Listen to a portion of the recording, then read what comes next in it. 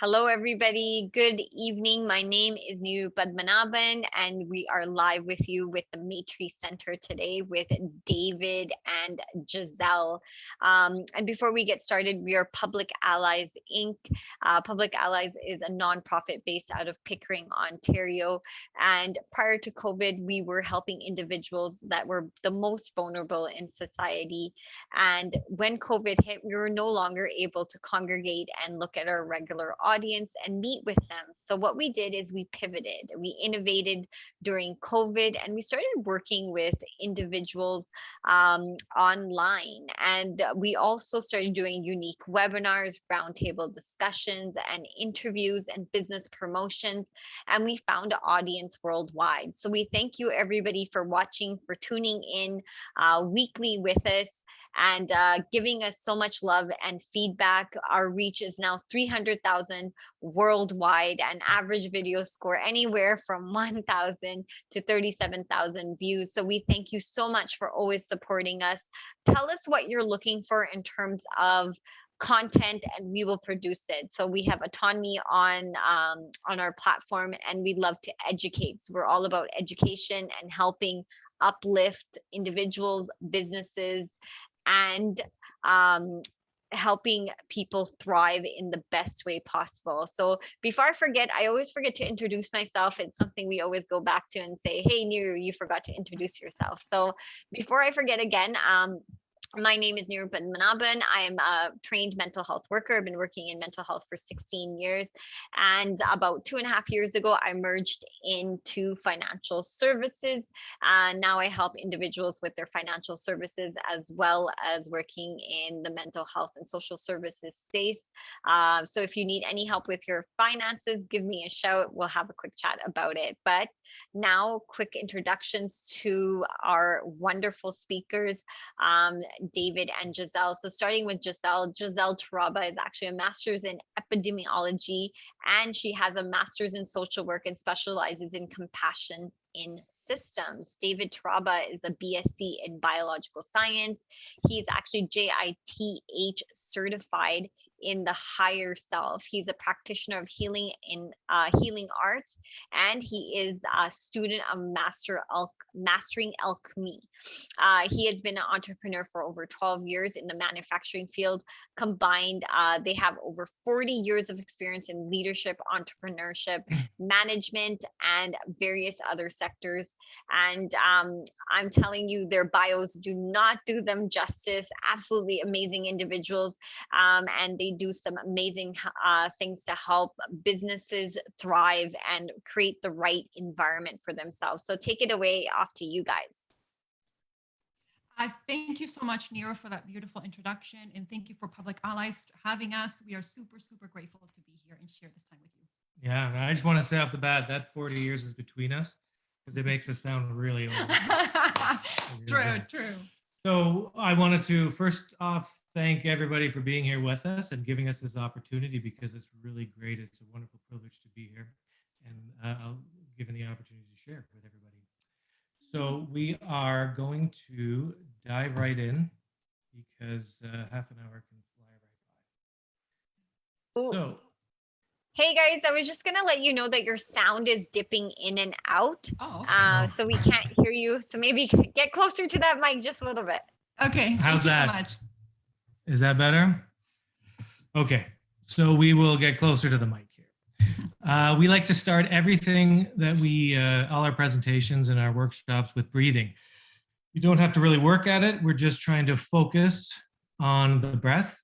So as you take your in-breath, what we're trying to do here is we want to gather ourselves up. All the energies we've been putting out today and in the past, well, it could be days, weeks, months, whatever, that we left at the workplace, we've left on the road, we've left at the grocery store, in dramas with family and friends. We want to just pull that all together. So as you take your in-breath, you don't have to do big breaths or anything, just natural breathing.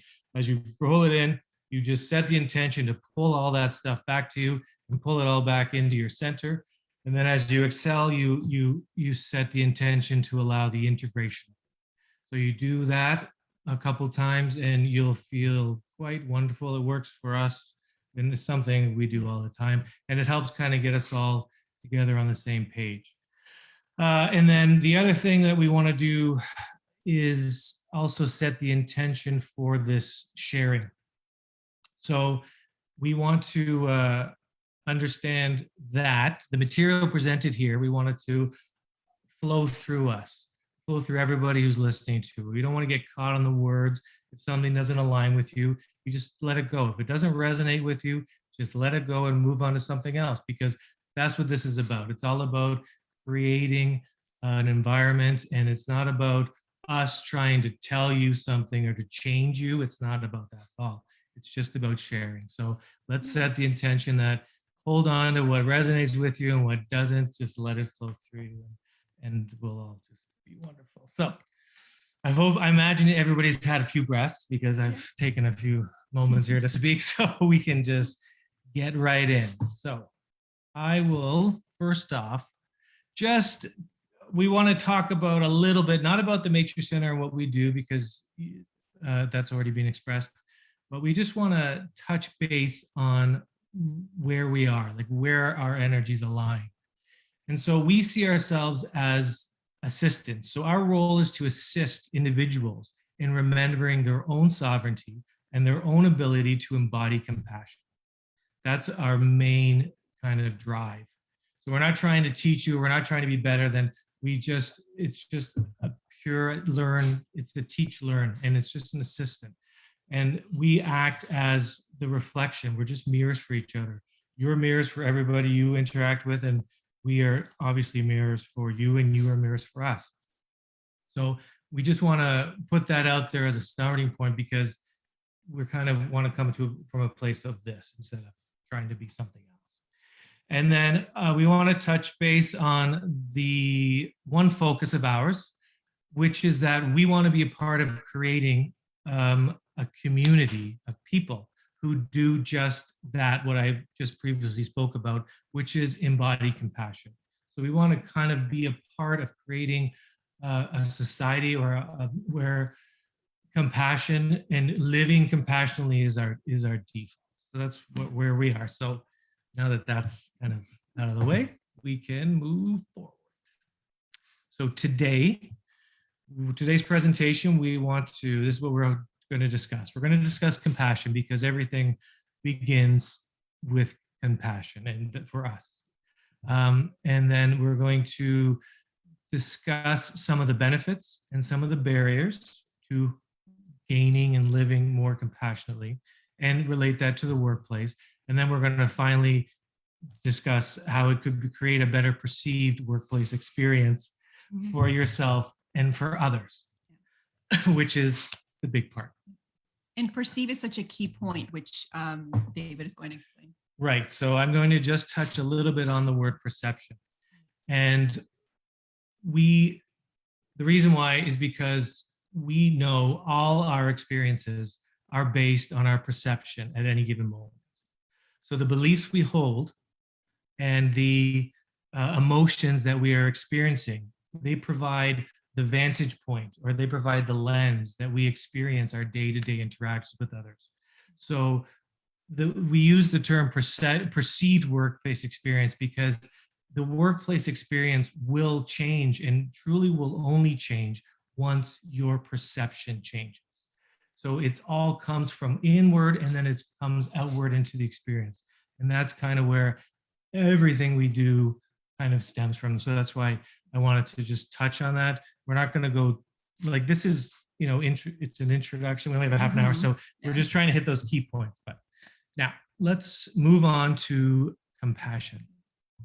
So I'm doing, you get to hear me for the first few slides, and then Gissele does take over, which is great. So compassion. Well, everything is an element, a degree of embodied compassion or not embodied compassion.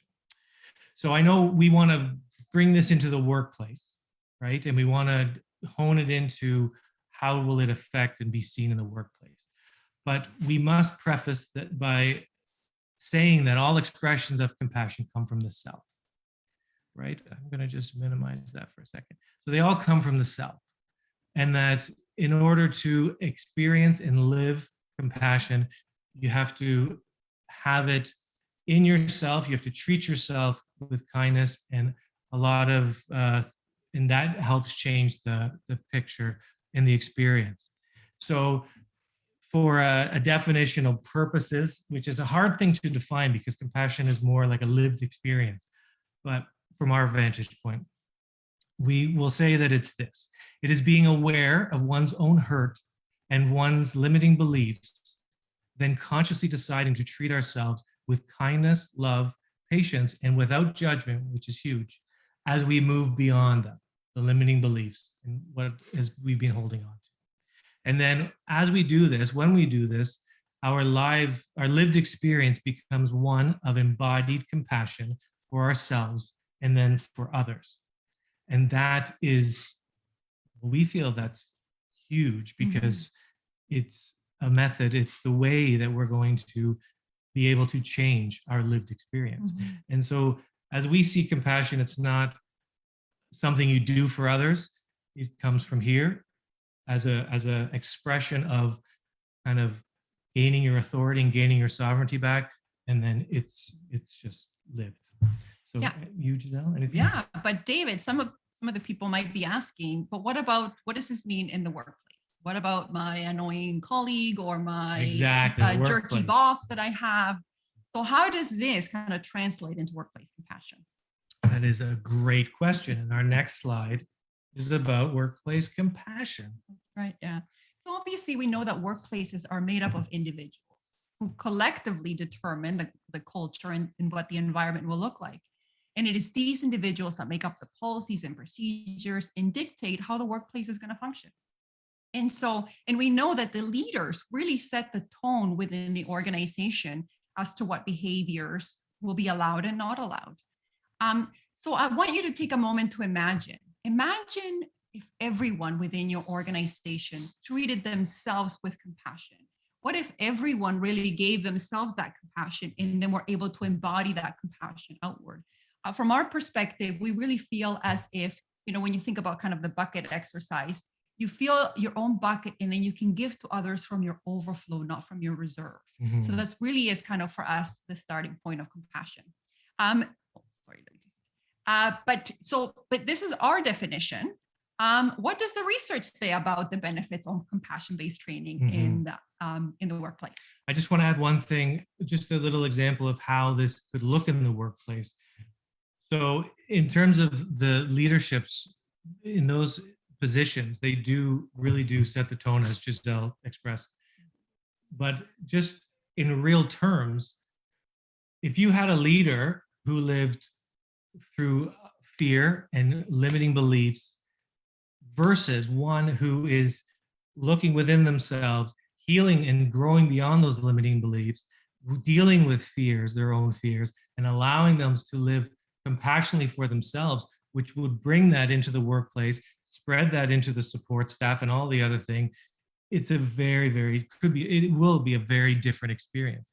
So that's kind of just a real life example. Anyways. Yeah, and this is great because David points out a really key thing, which is leaders have fears, right? Like we think of these leaders as omnipotent and they always have the right answers, but we've both been in leadership positions. We have our own fears and our own limitations and our own issues. I'm a little scared right now, to be honest with you.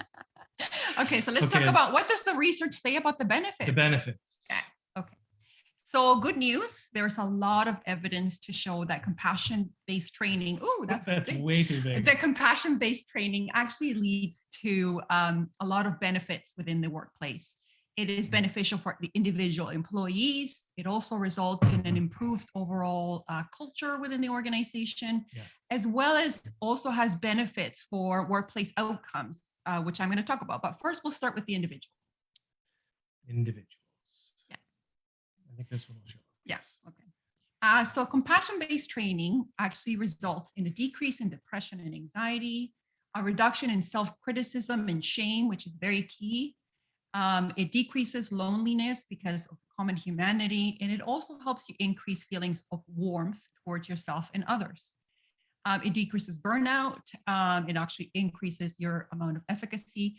And these are just some of the benefits that have been found in compassion-based training. Now, for the workplace. Yes. obviously. So it actually leads to a decrease in sick leaves and absenteeism. There's increased productivity and creativity and initiative by employees. And it actually leads to an improvement of relationships between colleagues, because there's a level, once you appreciate your own, like your own shame and your own behavior, you're able to better understand the behavior of others. And so there's that common humanity. Surprisingly to me, at least, there's been improved financial outcomes with compassion-based training and love-based training, and also increased happiness from clients. And For lastly, which I think it's key for us, really is increased ability to be able to have difficult conversations, to better discuss issues of equity and workplace bullying. Compassion helps you lean in because it helps you soothe yourself when you're feeling shame and defensiveness and so on. And so this is all great because this is all the research, right? But what about actual experience? So I want to actually share a little bit about my story. And it actually starts with a confession. My confession is that I have been both. I've been a power over oppressive boss, as well as a compassionate leader. And I have seen actually the power of compassion. Through a compassionate approach, I have taken teams that were considered dysfunctional and toxic to very high functioning, amazing, flourishing teams. And how did I do this?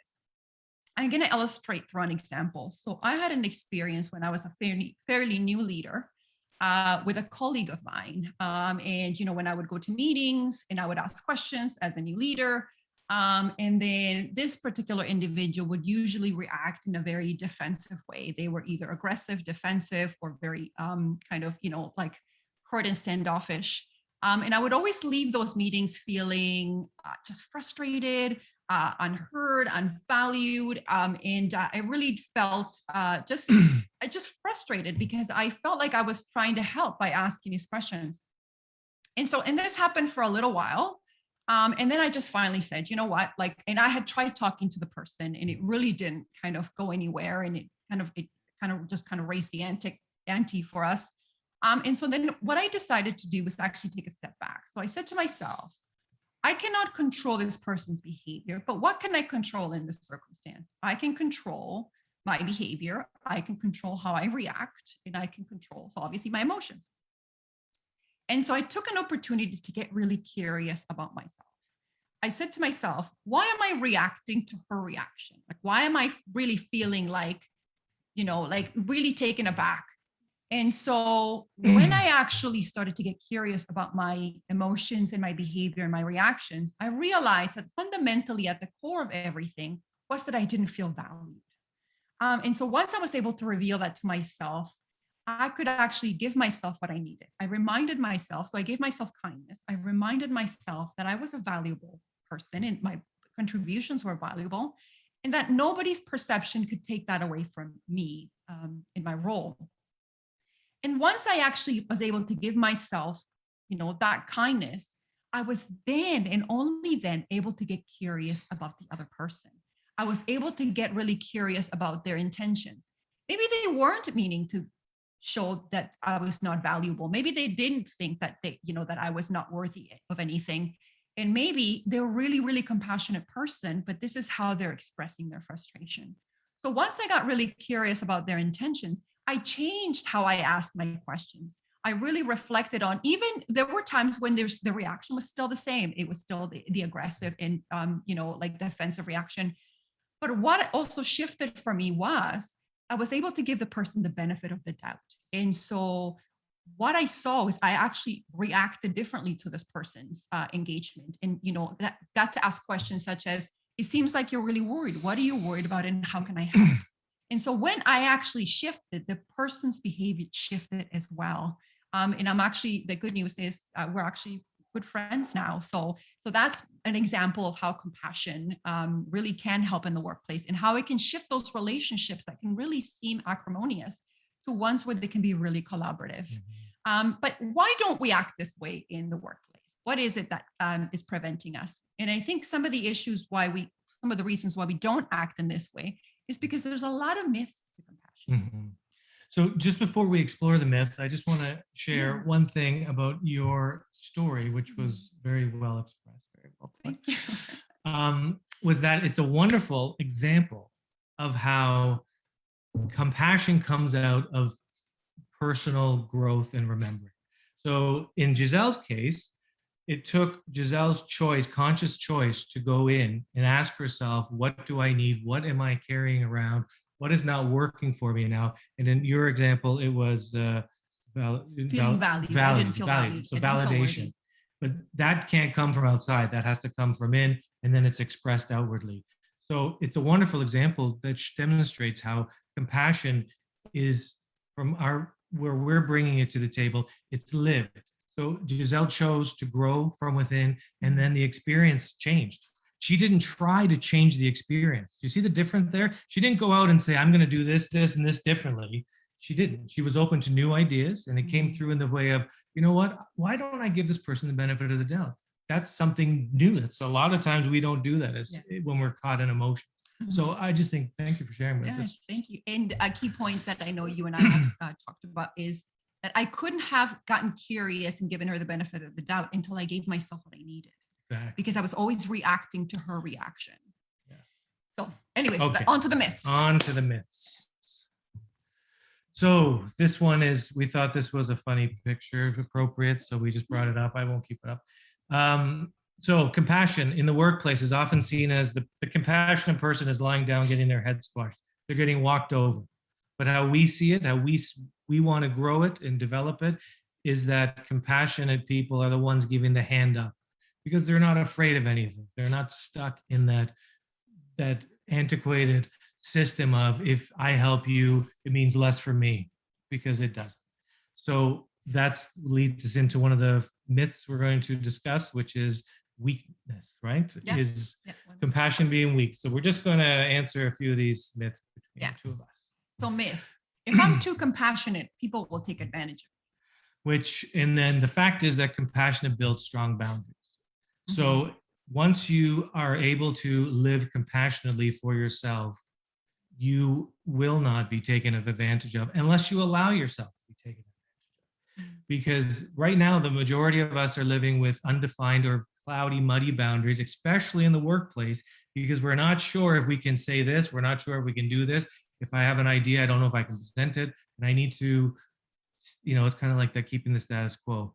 But as we grow and as we learn and as we develop and build that compassionate experience, those boundaries will be there, and then it's a myth. It's not going to happen. Yeah. And to add to that, compassion is a really strong emotion. Like there's the softer side of compassion, but there's also the strong side of compassion. And compassion requires honesty. When you're a compassionate person, you're honest. And I know in my workplace environments, I know that there were some instances where people would talk about people behind their back, but they wouldn't be honest and straightforward. Yeah. A compassionate person for self and others is going to be straightforward, is going to lean in and have those conversations. And that's tough. Yeah, from a place of love. Yeah, that's right. So the Next. second myth is compassion is a female oriented. It's such a womanly thing to do. Yeah, that's a historic one. That's a big one. Being a male, I've been a part of that. But as I opened up and started to answer the question myself, the fact is that there's a lot of prominent, compassionate people who live, and they're men. Jesus was a man, Buddha, the Dalai Lama, Martin Luther King Jr., just to name a few. And I'm sure each and every one of us can name at least one person who we now can see that are living compassionately that are not women. But the truth is that compassion goes beyond the female and male. Compassion is bigger than that. It transcends whether you're a man, a woman, or you identify as anything else. It doesn't care. So that's a huge part of that. So, thank you for that. Now, the next one, my dear. Self-compassion is narcissistic, indulgent, and non-motivating. Yeah, well, that's just the opposite is obviously true, right? The more compassion you express for yourself, the more you reflect compassion to others.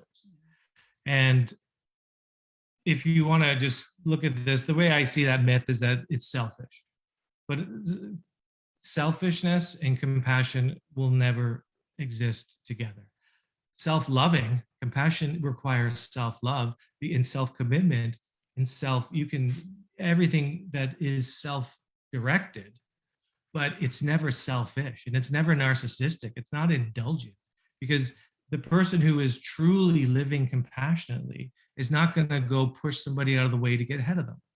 It's just not going to happen. So yeah, and that's such a powerful point that you make, David, because a truly empowered person does not need to take power from other people. And that's kind of our perspective. Couldn't say that. I could just say the next myth.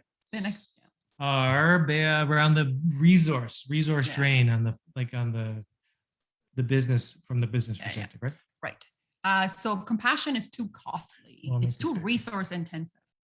Fact is, compassion is a worthy investment and pays enormous dividends. I mentioned the example about the compassionate living boss or person of authority. So you can see what that does. That also translates to employees that are living compassionately. They bring so much more to the table. And a truly compassionate living individual can walk into a room, and the energy that they carry with themselves will help grow the energy in that room into something that it probably hasn't been witnessed, which is pretty powerful. Beautiful. I also wanted to share this research by Lim and Desteno from 2019. They actually did an experiment to try to understand what motivates people to act. And so they kind of did this experiment where people were required to help. They had this fake crisis where people were required to donate money in to assist. And what they found was that when people found that there was too many people to help, they were less likely to assist because they felt that it took too many resources. It was too resource intensive. But an interesting fact about this research was that what they did is they added a component to the research where they actually had a group of individuals that actually were told that they were super compassionate. Oh, you're a compassionate person. You're a very loving person before the actual, before they were asked to help. And what they found was that actually the people that were reminded of their compassion were more likely to help others, regardless of the number of people that were actually asking for the help, showing that belief is more powerful than actually the amount of resources that we have. So we can believe that we're compassionate people and really kind of move forward. Just to relate to that is, I think a part of that was how living compassionately, you've released a lot of your fears. A lot of your limiting beliefs have to go. All of them have to go. And a huge limiting belief that a lot of us carry around is that there is a finite amount of money out there, and if I don't have it, I can't share it. That kind of stuff. Which we can all move beyond. Anyway, for sure. The last myth is, we're too broken. It would take too much time to change. Right. And the fact is, no one is broken. That's a big one. No one is broken. So how can it take too much time to change? We all start at different points. We're all on our journey at a different place, but we all deserve the ability and the opportunity to gain back our authority, to live from a place of sovereignty. And that's it. If it takes a lifetime, I'm sorry, it's going to take your lifetime. If it takes 100 lifetimes, it takes 100 lifetimes. But you deserve it, and that's a big part of why we're here. So, and your business, I think your workplace deserves it too, right? Because everybody wants to flourish, which is awesome. Okay, so how can we what's a starting point to bringing compassion into the workplace? I actually already gave an example of that, but I just wanted to start by saying, if you're a leader, you have direct impact on the culture of your organization. And so choosing compassion really will set the tone within your organization in terms of really establishing it as something that is a must-have. If you're not a leader, then you're not stuck. You can still experience compassion within your own personal environment and help other people. And like David said, really be a beacon for other people to start practicing compassionately. And so one of the key things that you can start to do right now to bring greater compassion into the workplace is to get curious. As I said in my example with my colleague, I started with curiosity, but it started with curiosity about myself. I started to get curious about the emotions I was feeling and about the thoughts I was having, and about kind of what I needed for myself. And then and only then could I get to the curiosity about my colleague, and I also shifted the assumptions I was making, because originally I was making assumptions, and we make so many assumptions and judgments about people's behavior, when really people have their own reasons for behaving the way that they do. And so when we get curious about and give people the benefit of the doubt, that really is the starting point for compassion. And curiosity will allow us to become our best friend. That's what it's required that we like ourselves. Yeah. It's required that we love ourselves unconditionally. And being a best friend is synonymous with both of those terms. And that's something I think a lot of us don't experience. Yeah. Truly. Yeah. Like, how many people can be honest with themselves and say, I can look in the mirror right now and say, I love you. And you being you, you're looking at yourself. Like, that's a tough one. I had a hard time doing that for a while. Okay, so that kind of concludes everything, but we're going to touch on going deep. Yes. So we just want to introduce, we're going to be in the fall and winter months, we'll be releasing our Compassion in the Workplace workshop series. And these are kind of the modules that we're going to be looking at. Obviously, we did a little bit of an introduction to compassion here. We're really going to be diving deeper into self-compassion in one of the workshops, and then going to be talking about how that translates to compassion for others. There's going to be another workshop on creating a compassionate culture, including remote working. How can you have a culture if you're remote working? It is possible. Then we'll talk about compassionate listening and compassionate communication. You really do need compassion in order to be able to lean into those uncomfortable conversations. And that actually enables you to kind of unearth some of the issues that are happening within the workplace. There is also going to be a workshop on compassion and performance management and terminations. That's yes, huge. you can have compassion during terminations. You have to. You have to. And so we'll be talking a little bit about what that looks like and how it can be done, and also performance management. A big thing right now is obviously race and equity work. So how do we integrate compassion into that work so that we can lean in and talk to one another in a way that doesn't divide us, but brings us greater together? And the last one, but never least, is compassionate leadership, especially during challenging times. We've all been dealing with COVID, and it's been challenging from a leadership perspective. But it is possible to do that compassionately and not lose your compassion when crisis happens. And so that's some of the online workshops we'll have available in the fall winter. We're excited to bring them. We're excited to share that. So we just want to give our contact out here because we'd love to hear from any and all of you. If you're interested in any of these things, you can check us out on the website. So join us on Facebook, right? Yes, so we have Facebook, Twitter, Instagram. It's Maitri Centre 1. And we also have a YouTube channel where we share information as well. And there's our phone number if you need to text us. So that's all from us for now. And we're going to hand it back over to Neru.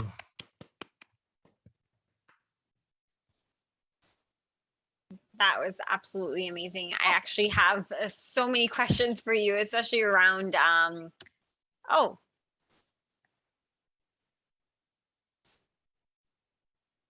Oh, you guys are on mute.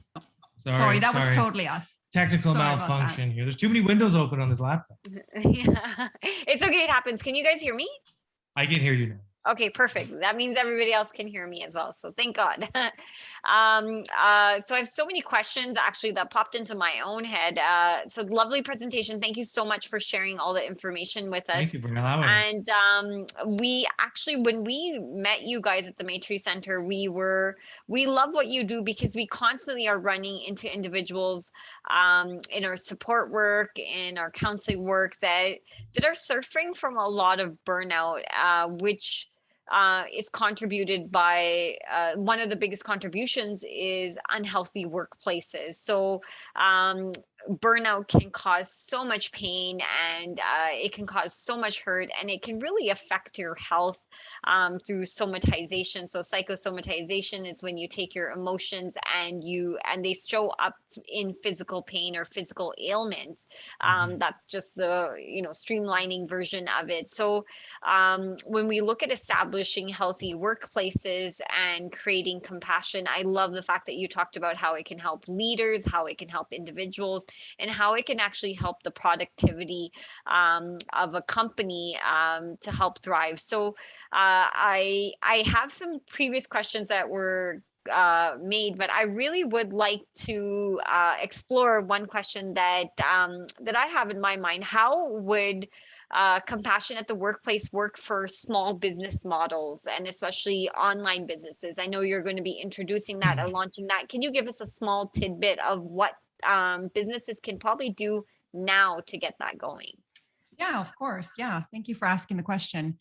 So for it, there's no real difference between small businesses and large businesses. Actually, it's actually better for small businesses to be able to introduce compassion because they have a one-to-one direct relationship with the individuals, hopefully, right? And so that's one of the things that that compassion helps you to do. If you are in a crisis mode constantly, if you are living in your workplace from a place of stress and crisis, you're going to miss the other people. You're going to miss the humanity of the other people. You're going to not see their suffering. You're not going to see their challenges. You're going to be too focused on what's going on in the business. And actually, if the people that you work with suffer, your business will suffer. And so for small businesses, it's easier to get a touchstone of how people are doing and feeling and remembering and dealing with them as human beings. How are they doing? How are their families doing? And investing in that way. If somebody loses a family member, are people rallying together to support that person? And so it's easier for that. In terms, you asked about online and remote. There are opportunities for people to gather, and especially if you're not you're in remote workplaces, giving opportunities for places to gather together and to really kind of break bread, if you may, and come together to just be with each other. Not about the work and, like we come to this training for us to be more functional teams.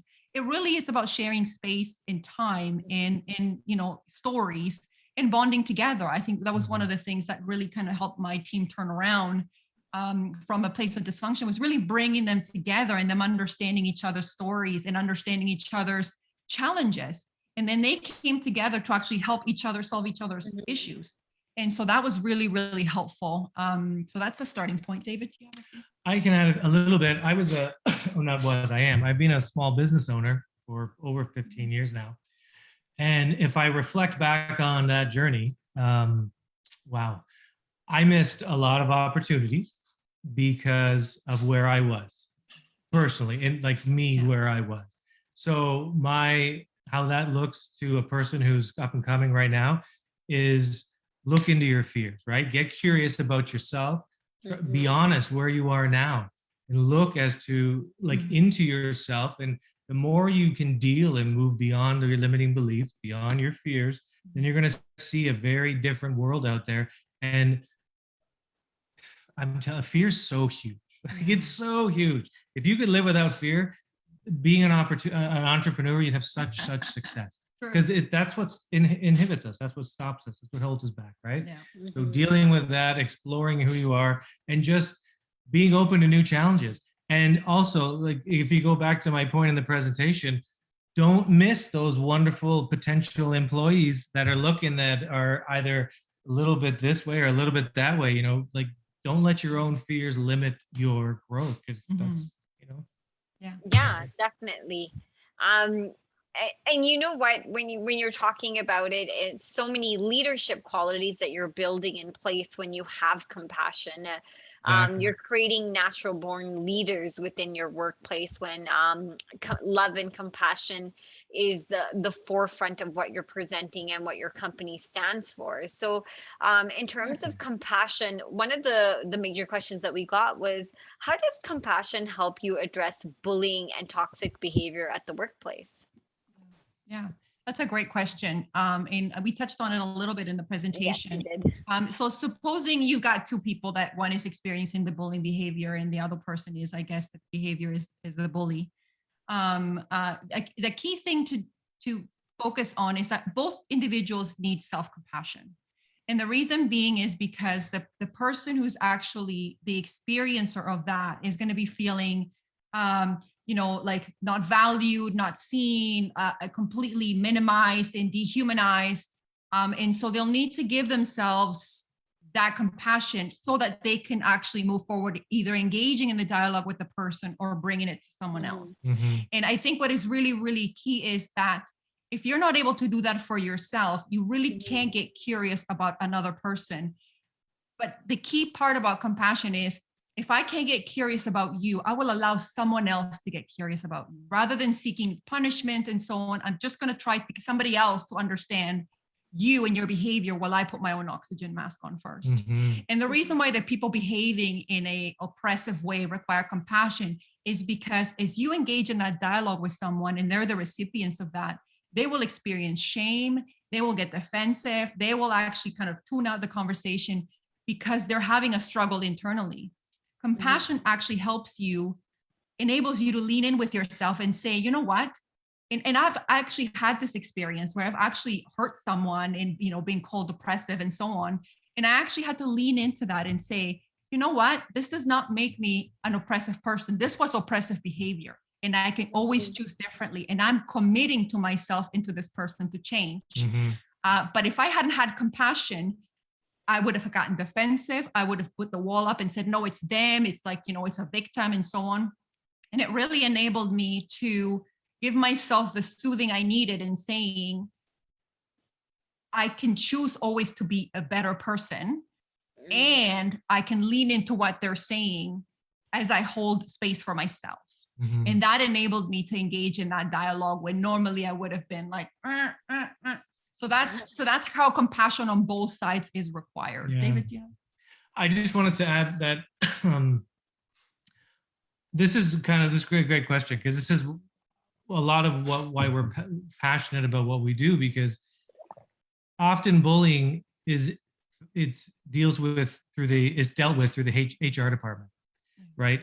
So we do a lot of interaction with that department in particular, because if an HR representative is carrying their own judgments and their own limiting beliefs into these situations, are you really going to get not the ideal, but maybe the most, I don't want to even say the best, but a great outcome, like, because you're limiting, you're holding yourself at this level where you may need to go out here in order to find that resolution where both parties are given those elements of authority that they both don't have. Because a person who bullies is very, very insecure, right? You don't bully from a place of power and authority. Your own authority, you're not a bully. When you're a bully, it's because you're scared, you don't know yourself, and you're so off from your center that you are just looking to find that illusion of control in that other person. So, okay, now then you have the person who is allowing themselves to be bullied. Well, they're We're not allowing. Okay. Well, okay, that is being bullied, but it's okay. Anyway, you have to be a vibrational match. Yes, that's true. So we believe that. then it's the same applies for that person, right? And a wonderful HR department which sees this and understands this can, that would be resolved. And not only just resolved, because a lot of people, in my work experience, it was just put a pin in it, like just try to put the cap back on the jar and send them back out into the field. But that doesn't work anymore. Nobody wants them. So you have to empower those. And in order to empower those, you have to be empowered. So yeah, thank you for the question. Yeah. I don't know if I rambled on. And I think, David raises an important point. And I think, and this is a bit of a challenging conversation for us. And so, we're going to have to lean in, and people are going to have to lean in too, in that, there's a lot of people whose behavior is really oppressive, but it's a behavior. It's not who they are. And it goes back to our core belief that underneath it all, people are compassionate. People are loving at their very core. We have learned all of these behaviors because of these fears and limits that really have shifted us from that. And I think this is where we keep talking and calling people toxic and so on. It's about their behavior and how can we get them to shift the behavior to one. And this is why I think, people like Brené Brown talk about how you have to dehumanize someone in order to oppress them. That's why, because at our core, we really are compassionate and loving. And it's from our perspective, how do we get people to shift back to their sense of self, where they can give that to themselves and others? Yeah. And it definitely, it's an approach that anybody can start, but definitely once that workplace gets toxic, you definitely need a Maitri Centre to come in and start to work that. But when we're looking at corporate cultures, and we're looking at even different types of cultures in any type of workplace, most people can get a little bit of compassion, they can get a little bit of training, but sometimes it's not really sustainable. That company culture, keeping that company culture is not as sustainable. So how do you address the ongoing need for keeping that company culture healthy? Well, I can just say something that our focus is on self-compassion. So our focus is on developing the best whoever you are, right? So that expression, when that comes out and you start to embody compassion within yourself, for yourself, then it's not about changing the workplace as much as it is about being a part of that workplace that you now desire. Mm-hmm. Right? So as you change, your surroundings are going to change. And if you're in, unfortunately, an environment that is not conducive for you anymore, you've lost a lot of your fears, you've lost a lot of your limiting beliefs. So guess what? You're probably open to looking out to something on a newer pasture, something different, something bigger, something better that suits you now. So that's one way. I know sustainability, again, it all starts from the individual. So in order to sustain a happy and non-toxic and a wonderful workplace, you need to have people who are happy, non-toxic, and wonderful within themselves. So if you have a lot of people, if everybody in your employment comes to work with their best friend being themselves at all times, I don't know how you're not going to have those huge dips and those huge valleys, because you always have your best friend with you there, right? When you need it, when you're tired, you got your best friend to joke around with, because you're there with yourself, right? Mm-hmm. And then you can be that best expression for other people. So you can add them. No, and just to add to that as well, we did talk about the leadership does set the tone. And that's why it's important for the leader to treat themselves this way. I know when I was a leader, I felt a lot of pressure at times from the different people that I would work in being able, and the times when I would get the most frustrated and kind of, when things would kind of go awry was really when I wasn't practicing. So David makes a good point in terms of, the leadership is important because they do set the tone within the organization. It is also important to have individuals who could act as champions.